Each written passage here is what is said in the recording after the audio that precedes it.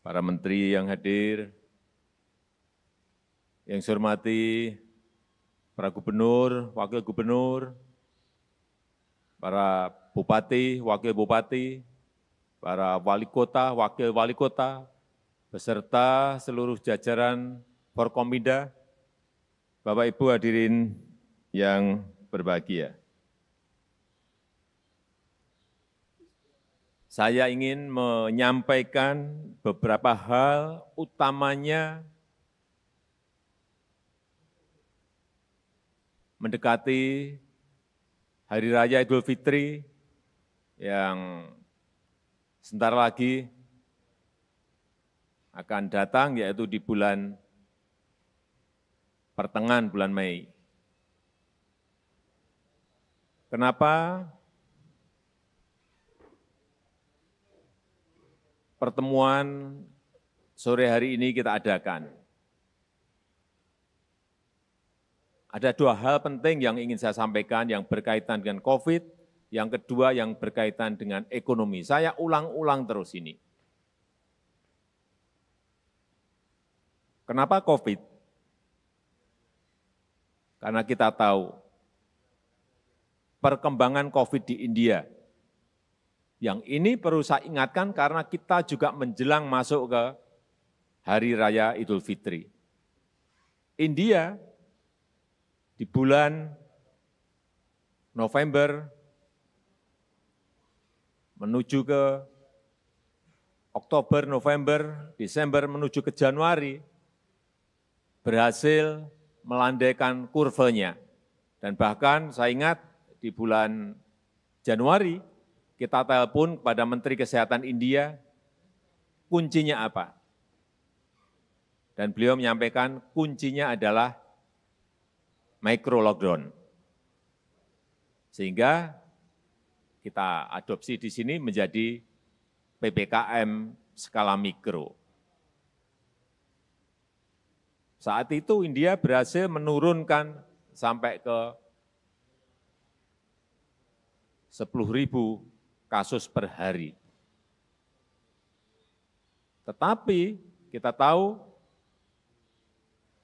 hari-hari ini terjadi sebuah lonjakan yang sangat eksponensial di India menjadi 350.000 kasus aktif per hari. Ini yang menjadi kehati-hatian kita semuanya. Hati-hati dengan perkembangan yang ada di India dan juga tidak hanya di India. Ada di Turki, kemudian ada di Brasil, dan beberapa di Uni Eropa. Hati-hati. Sekecil apapun kasus aktif yang ada di provinsi, di kabupaten, di kota yang Bapak Ibu pimpin, jangan kehilangan kewaspadaan. Ikuti angka-angkanya, ikuti kurvanya, ikuti harian. Begitu naik sedikit, segerakan untuk ditekan kembali agar terus menurun.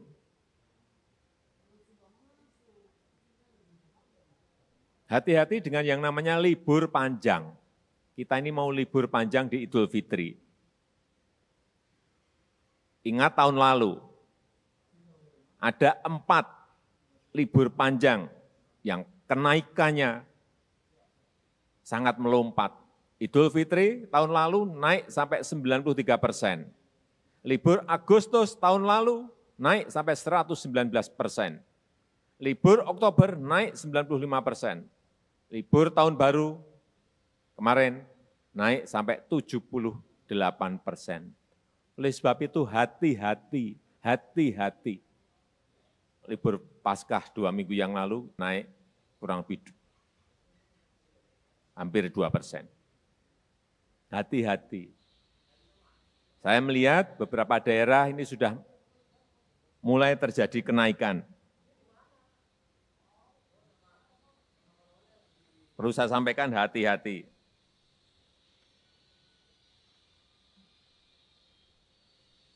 Di daerah-daerah Sumatera Selatan, Aceh, Lampung, Jambi, Kalbar, NTT, Riau, Sumbar, Bengkulu, Kepri, hati-hati, ada kenaikan. Karena grafis dan kurva harian itu selalu kita ikuti. Saya ingat betul, pada bulan Januari, kita pernah mencapai 14.000 sampai 15.000 kasus aktif harian. Dan sekarang kita sudah berada di angka 4.000, 5.000, 6.000 ini. Berhasil kita tekan di bulan Januari. Bed okupansi rasio bor kita berada di atas 80%. Dan saya juga selalu memantau, ini yang selalu saya pantau harian itu di Wisma Atlet, pernah mencapai 92%. Tapi sekarang, 2 minggu yang lalu, turun menjadi 21%, sekarang naik kembali sedikit menjadi 25-26%. Tapi terus akan kita tekan. Jadi sekali lagi, hati-hati dengan mudik lebaran, hati-hati. Cek, kendalikan, dan pengaturan yang mudik itu sangat penting sekali. Survei yang terkait dengan mudik, sebelum ada larangan mudik, yang mau mudik itu 89 juta orang. 89 juta orang. Kurang lebih 33% dari penduduk kita. Begitu ada larangan mudik, turun menjadi 11%, tetapi juga angkanya masih 29 juta. Begitu kita sosialisasi, kita sampaikan, gubernur, bupati, wali kota juga menyampaikan mengenai larangan mudik, turun menjadi 7%. Tapi angkanya juga masih besar, hati-hati, 18,9 juta orang yang masih akan mudik. Oleh sebab itu harus disampaikan terus mengenai larangan mudik ini agar bisa berkurang lagi. Yang paling penting bagaimana kita menekankan sekali lagi mengenai disiplin. Disiplin yang ketat terhadap protokol kesehatan.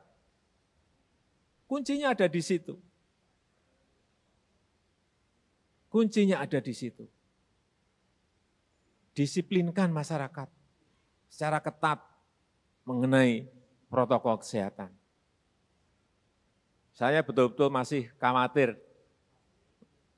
mengenai mudik di Hari Raya Idul Fitri yang akan datang. Tapi saya meyakini apabila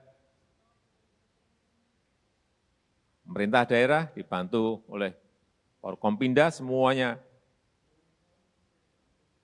bergerak, mengatur, mengendalikan mengenai disiplin protokol kesehatan, saya yakin kenaikannya tidak seperti tahun lalu 93%. Kemudian yang kedua mengenai vaksinasi. Saya titip terus vaksinasi massal, vaksinasi di daerah, jangan sampai ada yang berhenti.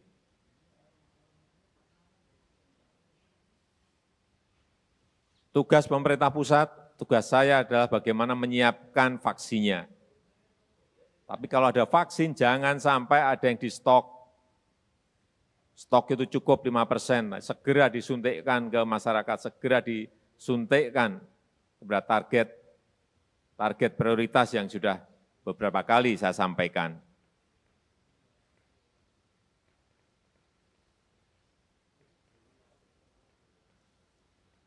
Karena sampai 27 April yang kita suntikkan baru kurang lebih 19 juta dosis.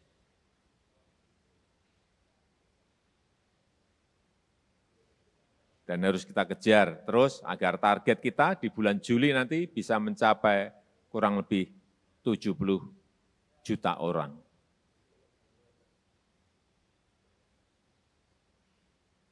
Siapa yang harus disuntik dahulu? Saya kira saya sudah berkali-kali saya sampaikan dan tidak perlu saya ulang. Kemudian yang berkaitan dengan ekonomi, dengan kondisi yang sekarang kita kerjakan bisa menekan laju penyebaran COVID harian, kasus harian COVID bisa kita tekan. Bulan Maret, April ini sudah kelihatan. Ekonomi sudah hampir menuju pada posisi normal. Sehingga target kita secara nasional di tahun 2021 ini, target pertumbuhan kita 4,5 sampai 5,5% itu bisa kita capai. Dan itu dimulai sangat tergantung sekali pada pertumbuhan ekonomi di kuartal kedua 2021. Artinya apa? April, Mei, Juni ini sangat-sangat menentukan. Kalau kita bisa menekan COVID-nya, tanpa membuat goncangan di ekonomi, inilah keberhasilan. Dan target kita kurang lebih 7% harus tercapai. Kalau itu bisa tercapai, insya Allah kita pada kuartal berikutnya akan lebih memudahkan. Kenapa kita optimis? Karena sudah kelihatan sekarang pabrik, industri, manufaktur sudah bergerak. Itu tercermin di dalam yang namanya Purchasing Managers Index. Yang pada sebelum pandemi itu berada di angka 51, sekarang justru sudah di atas kenormalan sebelum pandemi, yaitu sudah di angka 53,2. Sebelum pandemi itu di angka 51. Kemudian konsumsi listrik sudah terjadi pertumbuhan. Konsumsi listrik sudah berada di angka naik yang biasa negatif, ini sudah naik kurang lebih 3,3%. Baik itu di industri, di rumah tangga, di pemerintahan, semuanya konsumsinya naik. Ini juga patut kita syukuri. Kemudian impor barang modal, ini supaya kita semuanya juga tahu, pentingnya impor itu penting, tetapi harus barang modal, bukan barang konsumsi. Itu sudah meningkat 33,7%, yang sebelumnya negatif. Sudah tumbuh 33,7%. Kemudian indeks keyakinan konsumen juga naik, yang sebelumnya 84,9, 85,8, ini sudah 93. Ini juga patut kita syukuri, artinya kita harus optimis. Kemudian indeks penjualan retail meningkat mencapai 182,3 di bulan Maret. Artinya ada demand di situ, ada permintaan di situ, ada belanja di situ, ada konsumsi. Kelihatan di indeks penjualan retail. Angka-angka seperti ini perlu kita ketahui semuanya. Oleh sebab itu, saya mengajak kepada seluruh provinsi, kabupaten, dan kota, segerakan yang namanya belanja Pemda, belanja APBD, segerakan. Karena angka-angka yang saya lihat, yang tinggi itu baru belanja pegawai, tapi juga baru di angka 63%. Belanja modal per Maret, akhir Maret kemarin, belanja modalnya baru 5,3, baru 5%, 5,3%, baru 5%. Padahal yang namanya perputaran uang di sebuah daerah itu sangat menentukan pertumbuhan ekonomi. Jadi transfer dari pusat ke daerah itu tidak dibelanjakan, tapi ditaruh di bank. Ini yang menyebabkan nanti mengerem laju pertumbuhan ekonomi ya di sini. Hati-hati, akhir Maret saya lihat di perbankan daerah, ada 182 triliun. Tidak semakin turun, semakin naik. Naik 11,2%. Artinya tidak segera dibelanjakan. Gimana pertumbuhan ekonomi di daerah mau naik kalau uangnya disimpan di bank? Hati-hati, saya sudah sampaikan bolak-balik ke Menteri Dalam Negeri untuk mengingatkan semua daerah agar segera mensegerakan belanja APBD, baik belanja aparatur maupun belanja modal, tapi yang paling penting belanja modal, ini disegerakan. Sehingga terjadi peredaran uang yang ada di daerah. Hati-hati, 182 triliun ini uang yang sangat gede sekali. Ini kalau segera dibelanjakan itu akan uang berputar di masyarakat akan mempengaruhi pertumbuhan ekonomi yang tidak kecil.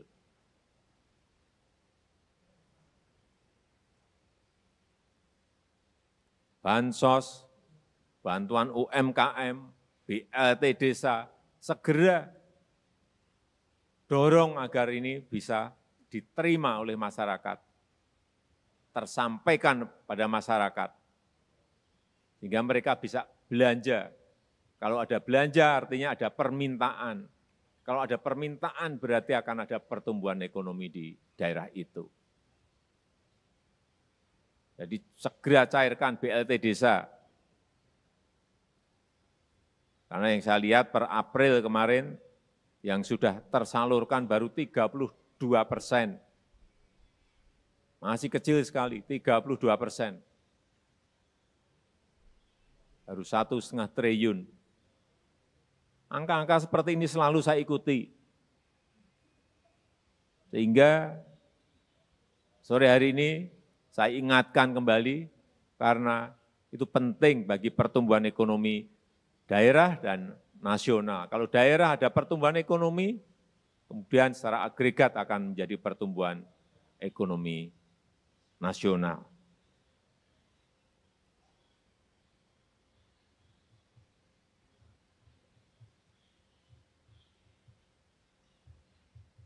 Yang juga perlu saya ingatkan yang terakhir, mengenai investasi. Ini juga berulang-ulang kali saya sampaikan agar kemudahan, pelayanan, kecepatan, pelayanan itu diberikan oleh daerah. Terutama yang berkaitan dengan perizinan. Ini saya ulang-ulang terus karena masih banyak saya dengar urusan perizinan terhambat dan lama, sehingga investasi baik dari yang kecil maupun yang menengah maupun yang besar terhambat gara-gara perizinan yang tidak cepat. Undang-Undang Cipta Kerja mengamanatkan kita untuk cepat melayani perizinan. Sekali lagi, kunci pertumbuhan ekonomi kita, ekonomi nasional kita, ekonomi daerah itu sangat tergantung sekali kepada investasi. Karena APBN itu tidak bisa tumbuh signifikan.